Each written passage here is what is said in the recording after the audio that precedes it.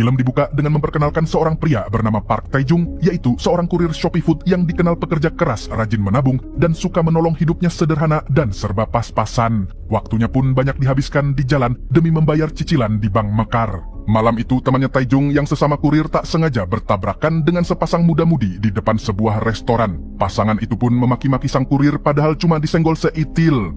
Tak lama kemudian Tae-jung datang untuk mengambil orderan berikutnya. Namun saat temannya hendak menyerahkan pesanan makanan ke Tae-jung, pasangan songong tadi justru merampas lalu merusaknya. Tae-jung pun tak tinggal diam dan langsung tancap gas mengejar mobil sport mereka.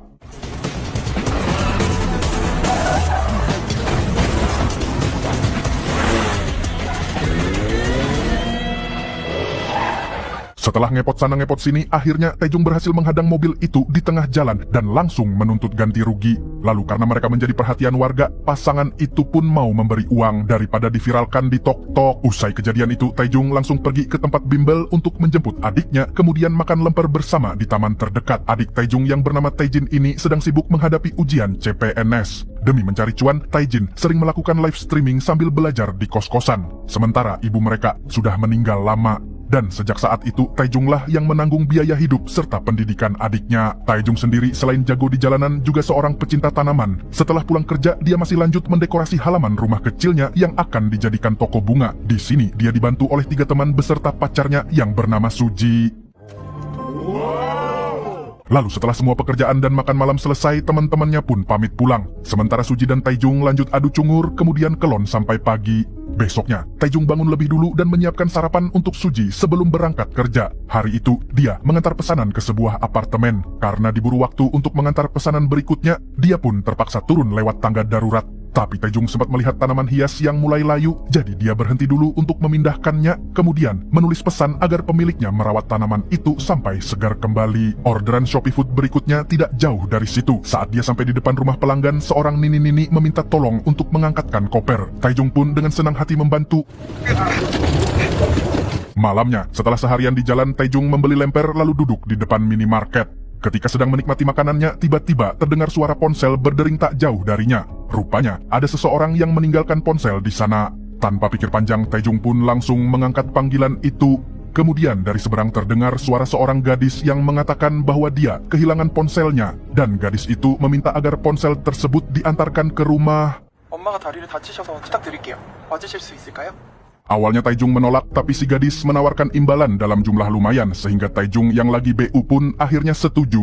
Setelah membuang sampah di dalam minimarket, dia langsung tancap gas ke alamat yang dikirimkan. Begitu sampai, Tae-jung sempat heran karena tempatnya sangat sepi. Tak lama si gadis menelepon lagi dan berkata bahwa dia tidak bisa keluar rumah. Oleh karena itu, dia meminta Tae-jung meninggalkan ponsel di kotak telepon umum yang ada di terowongan. Walau sempat ragu, Tae-jung tetap melakukan perintahnya tanpa rasa curiga sedikit pun. Dan ternyata, di dalam kotak itu sudah ada amplop berisi uang sesuai yang dijanjikan. Setelah menyelesaikan pekerjaan mulia, Tae-jung pun bergegas pergi. Namun belum sempat naik motor, tiba-tiba dia dibuat silau oleh lampu truk yang parkir di dekatnya.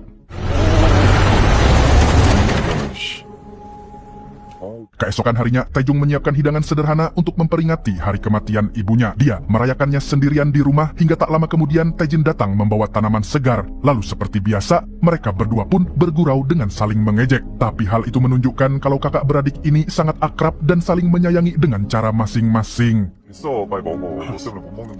Sore harinya, hujan deras mengguyur kota sehingga Tae-jung buru-buru memasukkan tanaman kesayangannya ke dalam rumah. Tapi saat dia sedang sibuk mengirim pesan ke Suji, tiba-tiba terdengar suara langkah kaki di luar.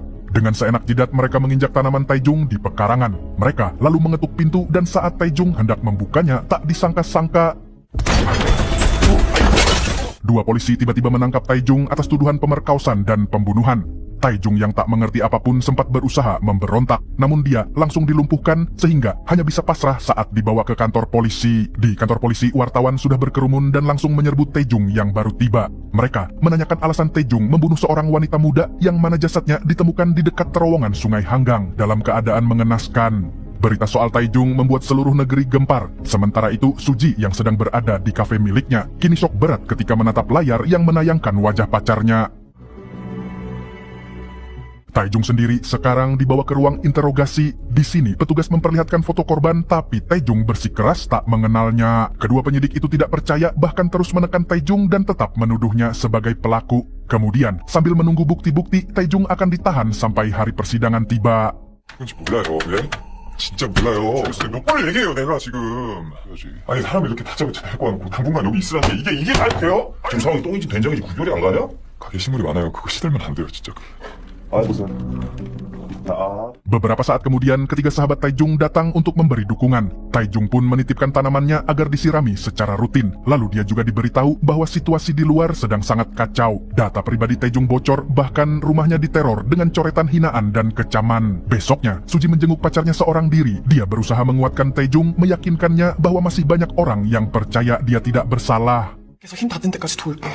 그러니까 오빠도 힘내. Suji dan adik Taijung kemudian menyewa seorang pengacara. Menurut pengacara itu, hal terpenting yang mereka butuhkan sekarang adalah bukti bahwa Taijung berada di tempat lain saat korban meninggal. Mendengar itu, teman-temannya pun langsung bergerak. Mereka mencari jadwal pengantaran makanan yang dilakukan Taijung hari itu, menyusun peta rute pengiriman dan melengkapinya dengan struk serta rekaman CCTV. Selain itu, mereka juga membuat petisi dan mengumpulkan pernyataan dari orang-orang yang mengenal Taijung, bahwa dia pemuda yang berkelakuan baik dan suka menolong. Setelah semua bukti terkumpul, sang pengacara pun yakin dengan data selengkap ini, peluang Taijung untuk bebas sangat besar.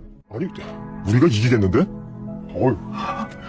Hari persidangan akhirnya tiba. Pengacara memaparkan data sekaligus menegaskan bahwa dengan rutinitas sepadat itu, mustahil kliennya punya waktu untuk melakukan pembunuhan. Namun jaksa penuntut maju dan menunjukkan fakta lain. Menurutnya, data pergerakan memang cocok, tapi ada 3 hal yang tidak bisa diabaikan.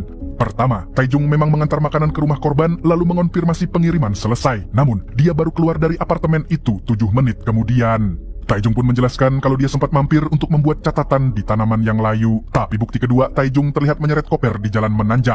Dan naasnya, koper tersebut persis seperti koper berisi jasad korban yang ditemukan di Sungai Hanggang. Ketiga, ponsel yang dikembalikan Taijung di terowongan ternyata milik korban. Apesnya, Taijung terpantau dari rekaman CCTV membawa ponsel itu di minimarket. Taijung pun mencoba menjelaskan lagi, tapi dia hanya komat kamit tak jelas akibat dikuasai rasa takut. 왜 이렇게까지 거짓말을 합니까? 아니요, 저 거짓말 아닌데요. 이거 진짜인데요.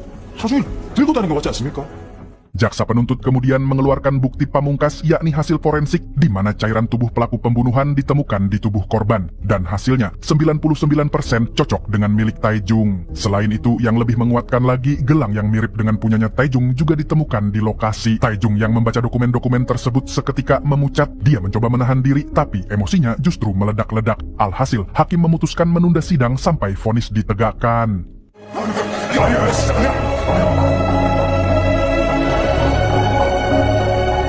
Setelah sidang, Suji menemui Taijung lagi, tapi kali ini dia membawa kabar buruk, yaitu bahwa pengacaranya mengundurkan diri. Lalu Suji meminta agar Taijung menunjukkan gelang yang dulu dia berikan, namun ternyata gelang itu hilang entah kemana. Sontak air mata Suji mengalir deras, serta keyakinannya pun mulai goyah. Lantas sebelum pergi, dia melepaskan gelang di tangannya, yang menandakan bahwa mulai hari itu hubungan mereka resmi berakhir.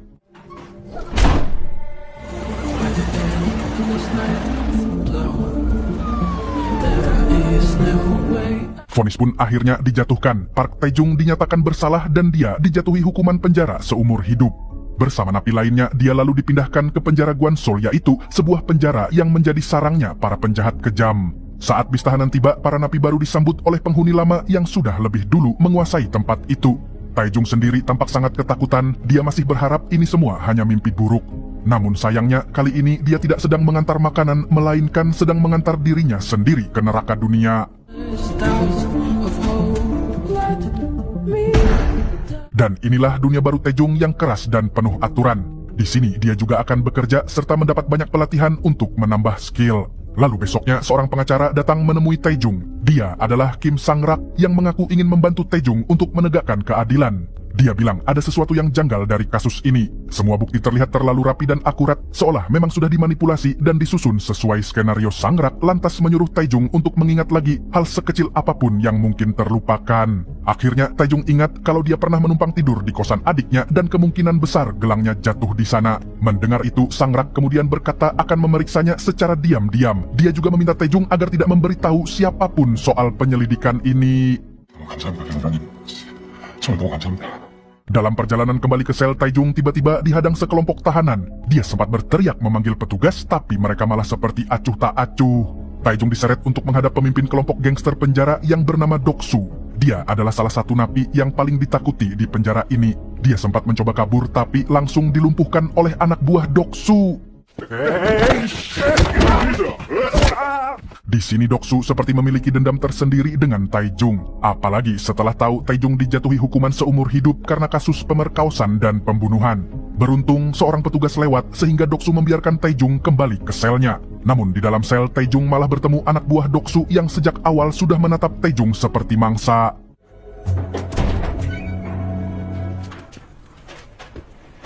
씨발로 좋아하는 거 하나 줄까? 진짜 들어가서 싸가지고 줘. Taijung yang cupu pun hanya bisa diam dan meringkuk di pojokan. Kini satu-satunya harapan hanyalah kartu nama pengacara Sangrak yang masih tersimpan di sakunya. Hari-hari berikutnya berjalan semakin berat bagi Taijung. Saat makan siang, dia dibuat merinding disko ketika melihat Doksu beraksi brutal. Doksu CS memeras, bahkan tak segan menyiksa napi lain yang berani macam-macam dengannya. Alhasil, Taijung lebih memilih menghindar. Kemudian dua napi lain duduk di depan Taijung. Mereka memberitahu kalau Doksu adalah ketua gangster yang paling keji dan berbahaya di penjara ini. Dia seharusnya dihukum seumur hidup, tapi karena banyak duit, hukumannya dipotong jadi 12 tahun. Dari cerita mereka, Doksu punya adik perempuan yang jadi korban pemerkosaan lalu dibunuh. Dan sejak saat itu, Doksu bersumpah akan menghabisi siapapun yang melakukan hal serupa. Jadi karena Taijung dihukum karena kasus sama, nasibnya pun jelas tidak akan berakhir baik. Dua napi yang berpura-pura ramah ini lalu mengajak Taijung ke kamar mandi. Tapi ternyata dia dijebak karena di sana anak buah Doksu sudah menunggu dan napi yang sok ramah tadi pun langsung mengeluarkan ichibosnya. Belum sempat pulih dari luka, kini Taijung harus mendapat kabar buruk dari Sangrak. Dia memberitahu kalau adik Taijung ditemukan COD sama malaikat maut di kamar kosnya. Kabar itu sontak menghancurkan Taijung. Semangat hidupnya seketika lenyap sebab dia telah kehilangan adik tersayang sekaligus satu-satunya keluarga yang dia miliki.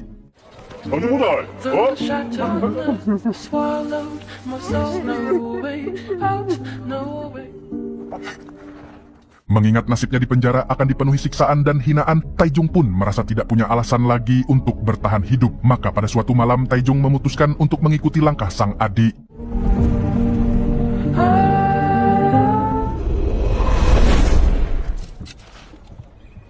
네 사고도 내 거면 다 죽고. 야, 애들이 살겠냐? 당연히 죽지.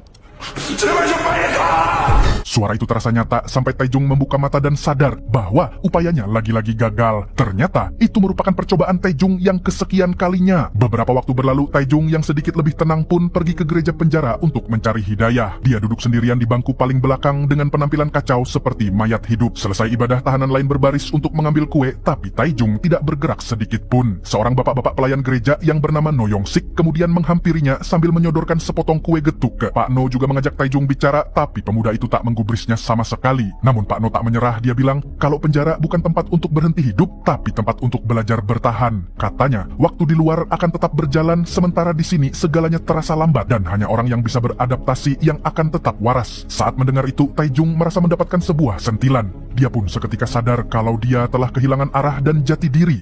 살아내야죠.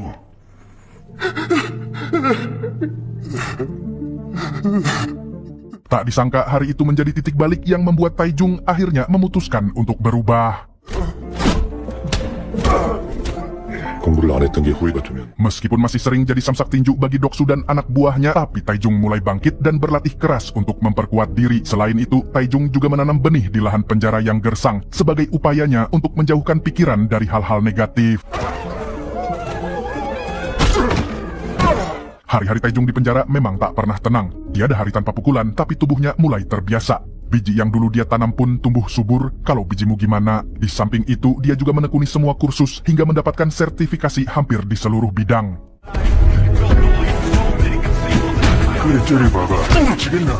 Latihan bela dirinya mulai membuahkan hasil, bahkan bisa melawan saat disiksa secara brutal oleh Doksu CS. Namun, masih kalah jika Doksu yang turun langsung menghajarnya. Dan di tengah rutinitas itu, Taijung tetap rajin datang ke gereja hingga Pak No memberinya sebuah Alkitab. Hari-hari berikutnya, Taijung mulai makan dengan lahap. Tubuhnya pun jadi terlihat lebih segar. Namun, Taijung tak berhenti berlatih sampai bisa melindungi dirinya sendiri dari semua tekanan dan siksaan di penjara.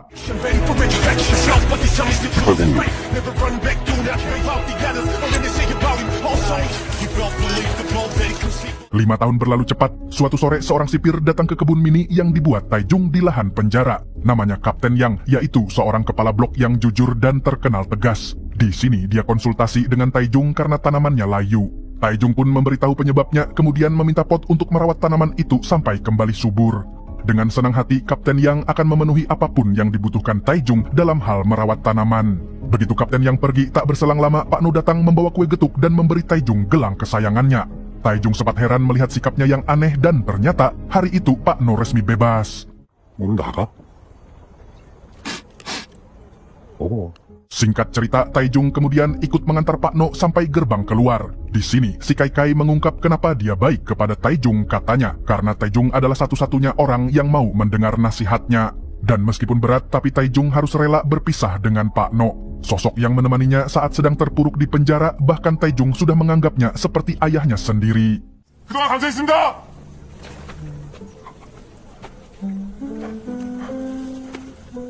Hari-hari setelah itu, Taijung tetap rajin membaca Alkitab dan menjadi pelayan gereja, menggantikan Pak No. Hingga suatu hari, dia melihat napi baru dirundung oleh napi lain, membuatnya teringat dengan dirinya di awal-awal dulu. Lalu beberapa hari kemudian, tahanan itu datang ke gereja untuk mengaku dosa. Taijung pun memberinya sepotong kue getuk dan sebuah Alkitab. Napi tersebut menerimanya, tapi tiba-tiba dia berkata kalau dirinya tak bersalah. Katanya, dia hanya dijebak dan semua keapesan ini berawal dari mengantar ponsel milik seseorang. Pengakuannya sontak membuat Taijung tak kajut-kajut, apalagi setelah napi itu menjelaskan semua skenario yang ternyata sangat mirip dengan yang dialami Taijung.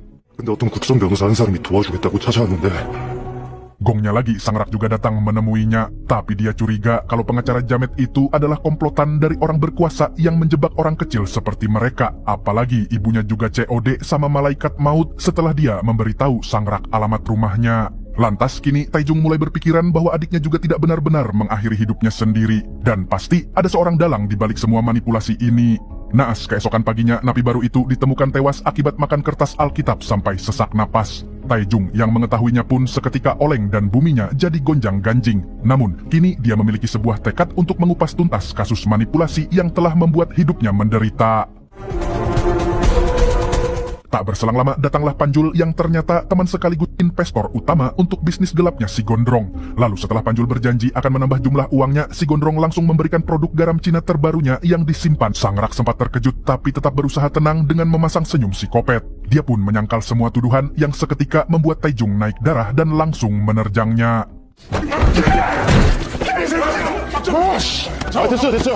Petugas buru-buru melerai, tapi kemudian sang rak meminta agar mereka dibiarkan bicara empat mata. Di sinilah sang rak mengakui semuanya, dia bahkan mencuci otak Taijung dengan mengatakan kalau kematian adiknya merupakan kesalahan Taijung sendiri. Sontak emosi Taijung meluap sampai ubun-ubun. Dia bahkan bersumpah akan menghabisi sang rak bagaimanapun caranya.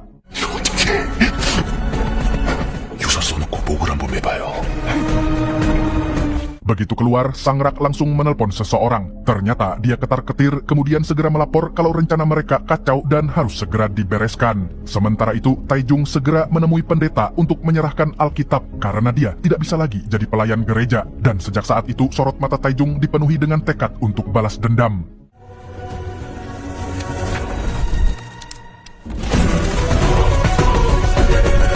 Lalu kita dibawa jalan-jalan sebentar ke sebuah pelelangan karya seni patung. Di antara para bidder alias peserta lelang, seorang pria dengan nomor 39 tampak terus mengangkat tangan setiap angkanya naik. Tapi ternyata di lantai 2 ada satu pemuda yang ikut menawar lewat sistem online. Si pria nomor 39 tampak cemas, sementara penawar di atas malah makin kalem. Begitu ada jeda sejenak, nomor 39 keluar ruangan dan langsung menelepon seseorang yang tak lain adalah peserta lelang di lantai 2. Pemuda ini bernama An Johan, seorang pengusaha muda yang tajir melintir tapi licik dan misteri. Ketika lelang dimulai lagi, nomor 39 kembali menawar tanpa tahu kalau lawannya adalah Johan sendiri. Setelah puas bermain-main, Johan kemudian membiarkannya mengambil patung di harga 6 miliar won atau setara satu rumah mewah di Pondok Indah.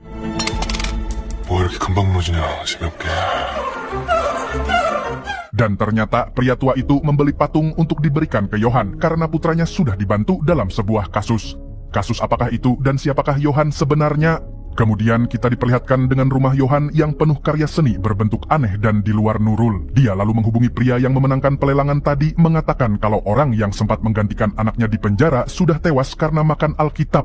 Dan setelah semua masalah bersih, sekarang pria itu bisa berlibur ke luar negeri bersama putranya tanpa beban apapun. Beberapa hari kemudian, Johan yang sedang memimpin rapat di perusahaannya tiba-tiba mendapat telepon dari seseorang. Tak disangka orang tersebut adalah Sangrak, si pengacara gadungan. Dari sini terungkap kalau orang yang membayar Sangrak adalah Johan, yang ternyata lebih cocok kita panggil dia Samidi. 매수하세요. 돈 더 달라는 거 맞추시고. 예, 알겠습니다.